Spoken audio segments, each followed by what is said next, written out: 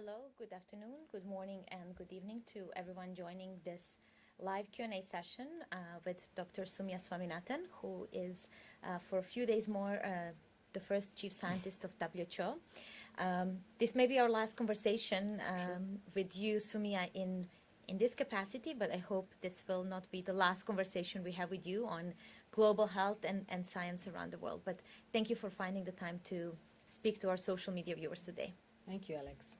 Thank you. And you've been our voice of science, in particular during pandemic, and in this live Q&As that we do regularly on a weekly basis on COVID, but also on some other matters. So maybe I will start with questions around COVID boosters, and invite our viewers to send their questions as usual. If you're watching us on Twitter, please use the hashtag AskWHO.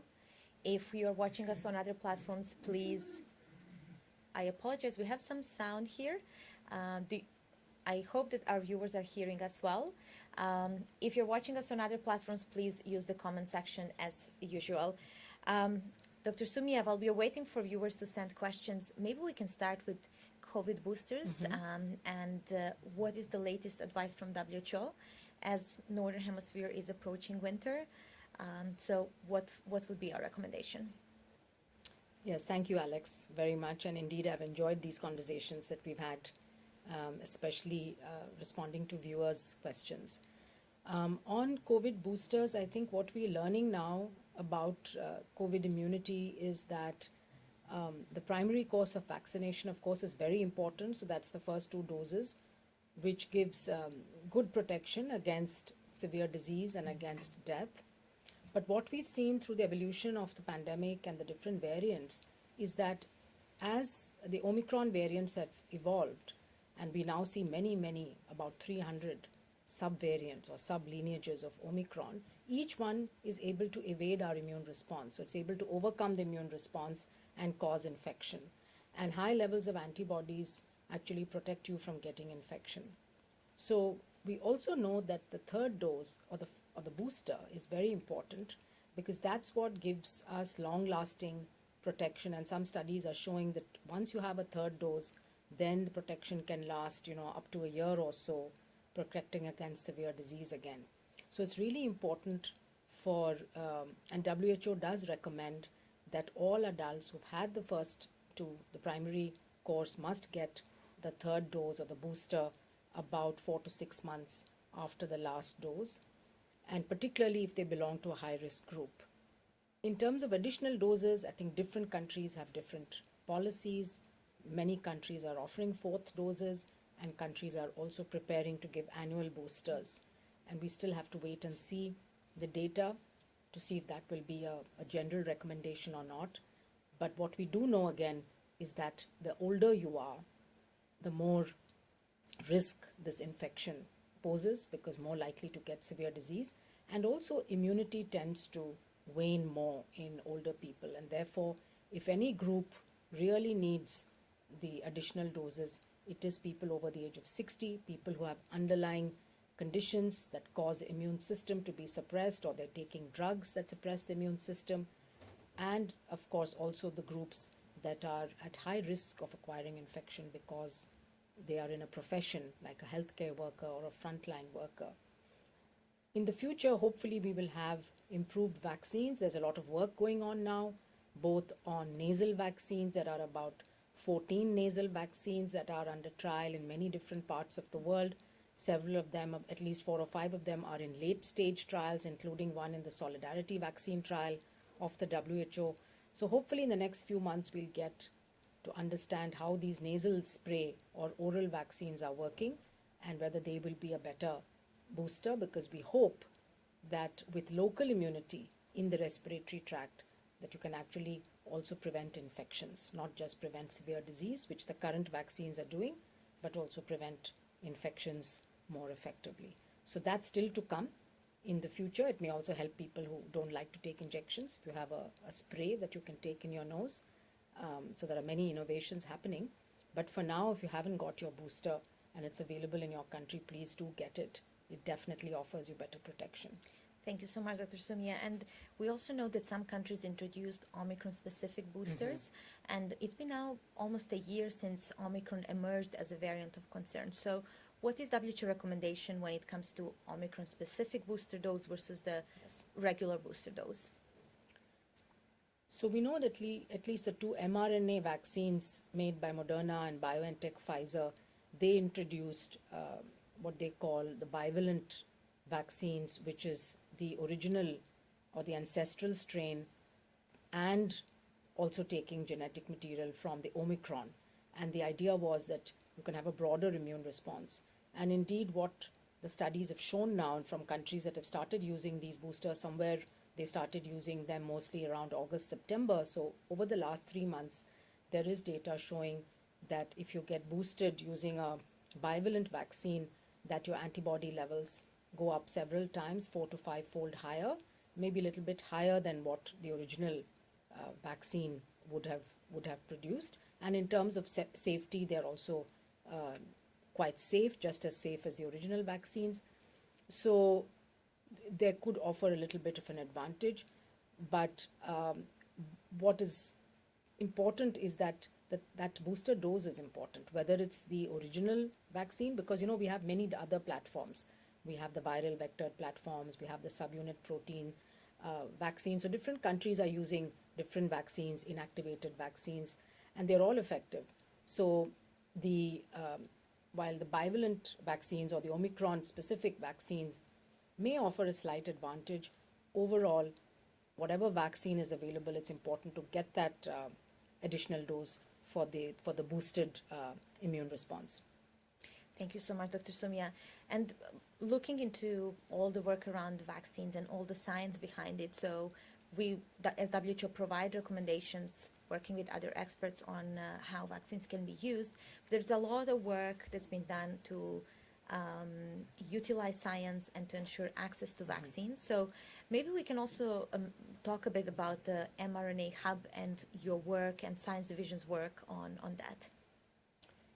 Yes, that's a very interesting topic because, we realized in 2021 that there was an imbalance in the way in which vaccine manufacturing is distributed globally, and that large parts of the world, particularly the African continent, had very little manufacturing capacity.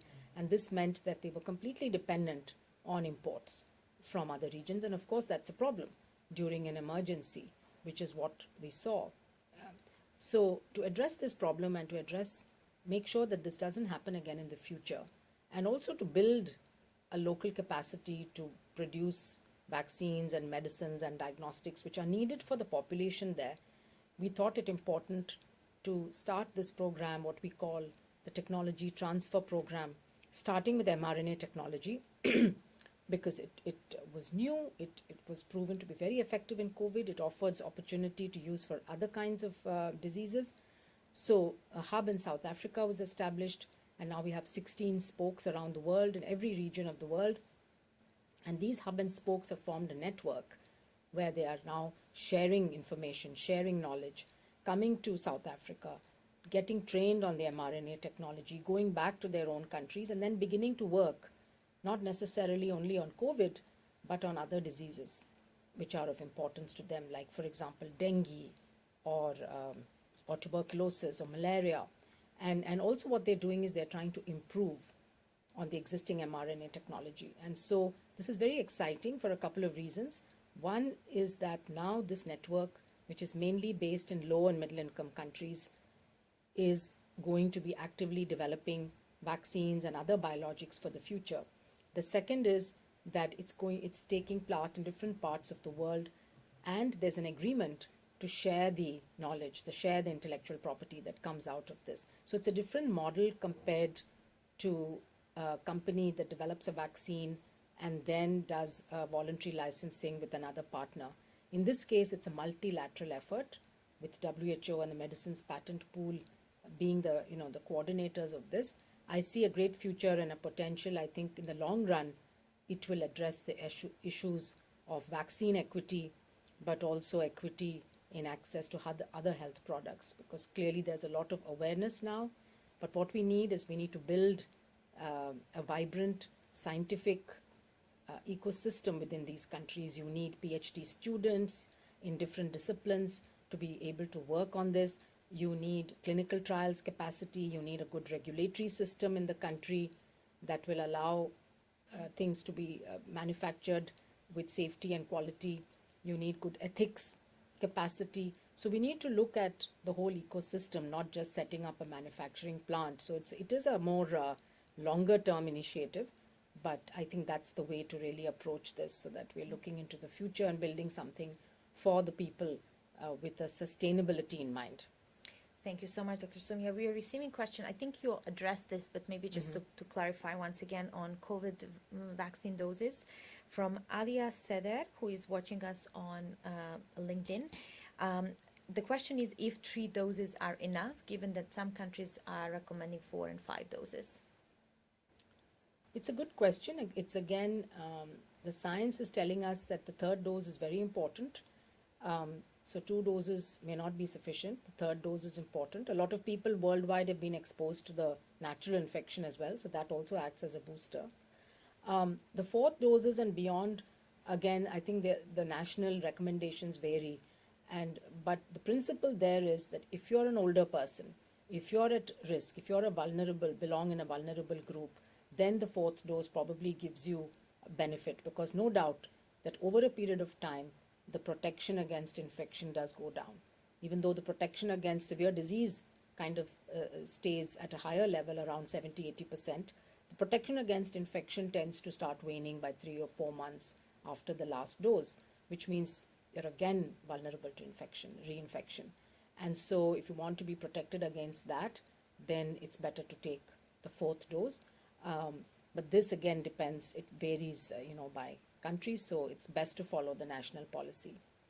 Thank you so much, Dr. Soumya. And here's a question from Veronica Douglas, watching us on Facebook. Can WHO say if the COVID-19 virus is still mutating or stable? We've answered this question many times, but I guess it's worth clarifying again. It's unfortunately still mutating quite rapidly. I mentioned that, Omicron was first described exactly a year ago, November, end of November. In fact, we called it a variant of concern. So it's been 12 months. And I said we've seen more than 300 variations, sublineages of Omicron. And each one, they have all these numbers, BQ 1.1 and BA 2.75 and 5.1. So it's a whole alphabet soup of numbers. But then what happens is with each variant, it acquires some combination of mutation, which gives it a little bit of an advantage. So we follow this genomic patterns globally, and you can see in different countries, different variants are actually dominant, and the patterns keep changing over a period of time. So yes, they're still evolving. The good thing though is that none of them have proven to be worse than the previous variant. So they're all sort of not causing more clinical disease. They are still controlled by the vaccines that we have. So far it's good news. We still need to be very alert, and we need to make sure that the surveillance and genomic sequencing continues, because that's our eyes into what this virus is doing, and we have to stay on top of that because it's still capable of changing. And while we can be much more optimistic today than we were a year ago in terms of how it will impact us, we cannot be completely complacent. Thank you so much, Dr. Soumya. And we are receiving a question from Nafisa Tafi. Apologies if I didn't pronounce that well. If there are any data linked to deaths caused by vaccination?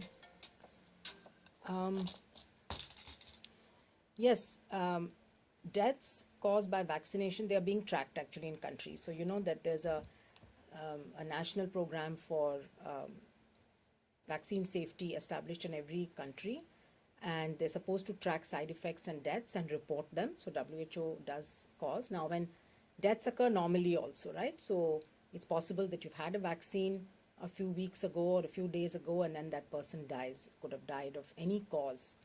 So what is important is to really establish that the person who died, was it or was it not related to the vaccine that was received? And so those are the ones that then we say are linked, with a severe side effect of the vaccine. And there are 13 billion doses of vaccines that have been given around the world today, huge numbers. And so overall, the safety data is very encouraging, but certainly there are some very rare side effects that we have learnt about for each of these vaccines. And I think doctors are now aware of how to detect and manage those. But I would say that overall the safety profile is very high and the benefit risk profile has been very, very high for all of the vaccines actually that have been used. Thank you so much, Dr. Soumya. We also get a question from Melesse Teferi, who is a public health expert, asking if WHO believes that there is vaccine equity. I think WHO has been a very strong voice talking about the vaccine inequity that we've seen, and the fact that even today, about almost 70% of the world's population, if you take the overall population, is like 66 or 67% has had a primary course, the first 2 doses. But if you take only the low-income countries, the coverage is still only 25%. And if you look at it another way, at the beginning of January of this year, there were 34 countries, mostly low-income, that had coverage under 10%. Some of them had coverage of less than 1%.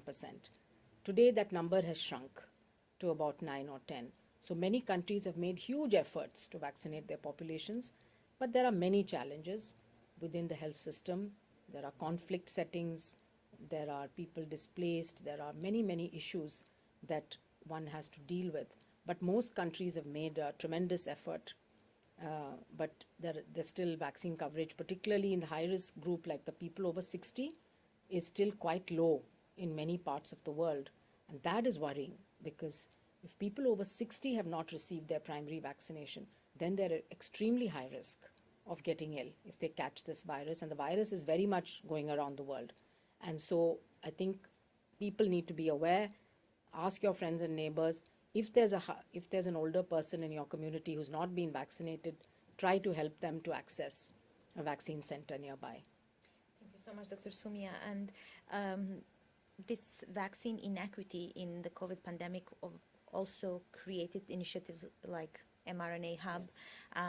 And to call for more technology transfer, sharing licensing, etc., so that we can have vaccine equity, but broader than just on COVID vaccines. So there are news from, I think, 2 days ago that oral cholera vaccine producer, which I think there is only one, decided to share technology so that more vaccines can be produced, and especially as we are experiencing now more cholera outbreaks. So can you please tell us a bit how this is now working and applying to other vaccines, not just COVID-19 ones? Right. So I think it's a good example. Cholera, unfortunately, has increased. We've seen an increase in the last year. And this is because of many reasons, including climate change, movement of people, migration, the lack of clean water, sanitation in many places. And at the same time, there's a global shortage of cholera vaccine. The WHO does hold a stockpile, but the stockpile is not enough right now to supply doses to all countries that need it. So this is a welcome development. The International Vaccine Institute in South Korea is now transferring the technology to a company in South Africa called BioVac. So they've just signed the agreement. Technology transfer, of course, takes a little bit of time. This company will now produce the vaccine from scratch. So far, they've not done that. So it will take time for them to learn how to do it, and then they have to pass the regulatory standards. They have to get WHO pre-qualification. So all of this could take up to 18 to 24 months. But hopefully then the world will have more supplies of cholera vaccine. And we really are disappointed that companies are shutting down production when we actually need more of the vaccine. The same was true for monkeypox. Luckily, monkeypox has now really come under control over the last couple of months. But at one stage, many countries were very worried looking for monkeypox vaccine. There was only one manufacturer. There was limited stock. And so I think it's raised awareness that there are many diseases which can flare up, either emerging or re-emerging diseases for which we do not have enough capacity to produce a vaccine. So it's a very good time to have this technology transfer happening much more and distributing the vaccine manufacturing capacity around the world. Thank you, Dr. Soumya. And now, if you reflect on your role as a chief scientist and all those scientific achievements, how we can take that forward to deliver health for all? Yes, I think when WHO established the science division, I think that there was a clear recognition not only of the fact that we are a science-based organization and we should be very strong on science and be very explicit, but also that science and technology are moving rapidly today, and you see advances in every field, starting with genomics, gene editing, gene therapies, artificial intelligence now driving a lot of medical diagnostics and other applications. We see nanotechnology, we see different vaccine platforms, different diagnostic technology platforms. And then, of course, also there's technology in other areas like energy efficiency and things that will improve our climate, mitigate the climate change and reduce air pollution, etc. So it's important for WHO also to be linked with the scientific community internationally, to be aware of advances that may be coming in the next 3, 4, 5 years. So we've established a foresight function that's looking ahead 5, 10, 15 years. What technologies are going to be available for us? For example, 3D printing. We know that now you can print, a lot of things, but we may be able to print organs one day, and we may be able to transplant, 3D printed organs. This is not science fiction. It could become reality, but WHO then needs to think about how would that be used. We need to think about the equity issue, but also the ethical issues, the legal issues, the social issues, and we need to start developing plans and strategies. And so it's been very useful. We've established the Science Council. We have several Nobel laureates on that Science Council. They advise the DG on what they see as the important issues that WHO needs to be aware of and working on. And so the science division, as I mentioned, looks also at the ethical, social and legal issues. And we've recently looked at 2 technologies, gene editing, and we've looked at artificial intelligence. And we've also recently come out with a document or a framework on how to do life sciences research responsibly. Because, a lot of debate now about what kind of viral research can you do? Is it dangerous? So scientists as well as public needs to be aware research is important. Science has to progress. So we shouldn't put blanket sort of bans on some kinds of science, but at the same time it needs to be done responsibly, ethically, and with the right kind of security and systems in place, to make sure that it's safe. So those are the kind of things that I think the science division is sort of adding value to the organization, apart of course from also looking at our norms and standards. How can we continuously improve the quality of our guidelines? Thank you so much, Dr. Soumya. And as you said, WHO is a scientific organization by mandate, and the science division has been working with external scientists and to look forward into trends and how we can utilize science more. How then has that new scientific knowledge been used by the experts and scientists across the house beyond the scientific division? So I think WHO works on so many different topics and areas and diseases. What the science division tries to do is to provide some guidance on how research priorities are set.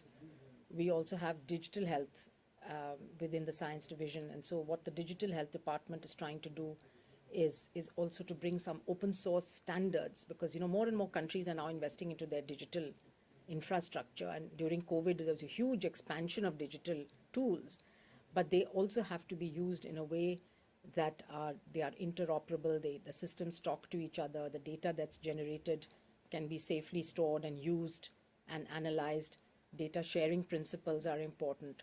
So we're looking at these cross-cutting issues which will help the scientists who work across WHO and beyond to be able to use some of these tools better. So I think the digital area is a big area for us, a big area of focus where we want to work with countries. But also on the research side, what we see is that there's not enough research being done on the priorities of poorer countries. And we want researchers there to be empowered. They should be driving the research in their countries. It should not come from outside. And so there's a whole movement there also to build that capacity and to work with the big research funders so that we're all moving in the same direction. There's another area that's around clinical trials. So the World Health Assembly had asked us to develop, to do some stakeholder consultations and come up with some guidance on how can we strengthen clinical trial capacity so that in the next outbreak or epidemic, all countries are prepared to jump in and do the trials. But we don't have to wait for an emergency. We should be doing good, high-quality trials on other diseases for which we need solutions. Thank you so much, Dr. Soumya. And as a Science Council is also a new initiative that has been established during your role as a chief scientist. What is next for this council to work on? So the first report they worked on is a genomics report. And again, the idea was that genomics is going to play an important role for health in the future, not only for looking at viruses and bacteria, but also on human health. The next area they're planning to look at is mRNA technology. What sort of scope does it have? What are the products we can develop with mRNA? What diseases can we look at, etc.? That will be very interesting also because I mentioned the hub and spokes, and this will be a scientific report. Other areas which they're interested in are mental health, particularly youth mental health. So we're thinking about, again, convening, because WHO has a very important role of convening people and of coordinating. So we can convene young scientists from around the world to think about the issue of youth mental health. And finally, the trust in science.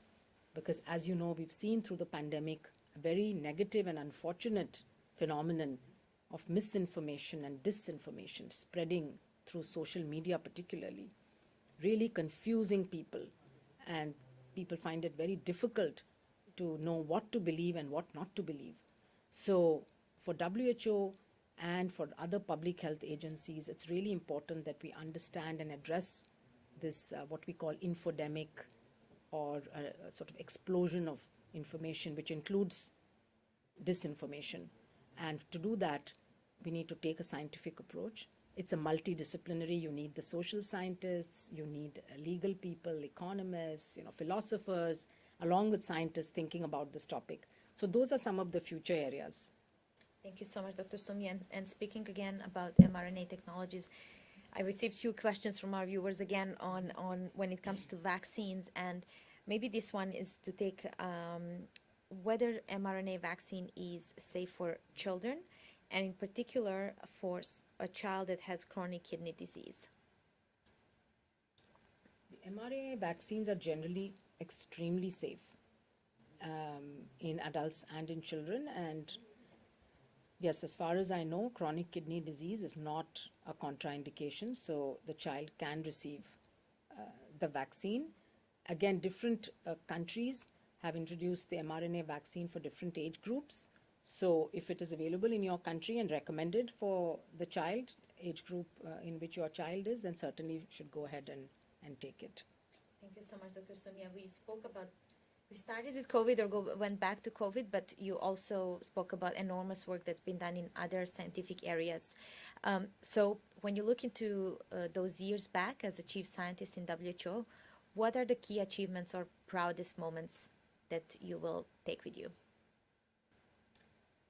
Well, actually, there's a lot to be proud of the work of WHO and my colleagues, not just during the pandemic, but in many of the other technical areas. Take tuberculosis or take the non-communicable diseases, take immunization. There's always a huge amount of work really looking at what people need, what are the gaps, bringing the best data, the evidence. And I think WHO is best placed to inform the public and inform the ministries of health of what they're doing well, where are the gaps, the challenges, and where they need to invest. And the second thing I'm proud of is that the science division that was established, that I became the first chief scientist, I had the opportunity, the wonderful opportunity really, to put in place systems that would strengthen the scientific backbone of the organization, and that would also reach out to the scientific community outside beyond the health community.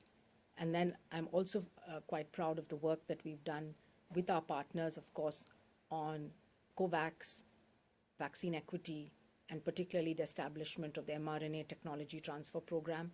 I think there's a huge opportunity for this model to be used for other things, for technology transfer of diagnostics or, of digital technologies. I mean, I think it's a new model of doing a sort of a bottom-up research and development, keeping access and equity at the heart of everything that we do.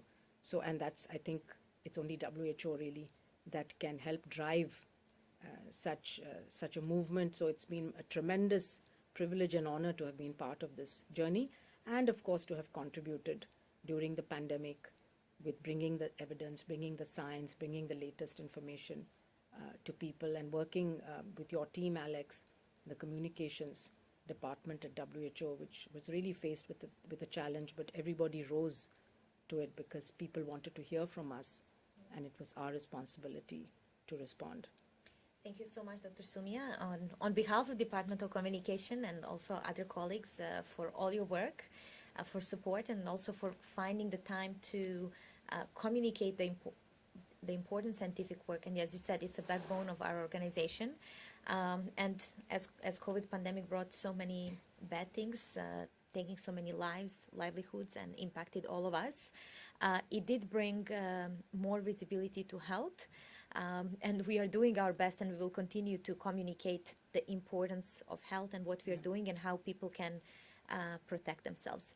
I thank you once again, and I thank all our viewers for joining today and for sending their questions. And we, of course, wish you all the best. And we hope to have you here again in whatever your next roles and achievements are. Thank you very much indeed. Thank you so much. Goodbye. Bye-bye.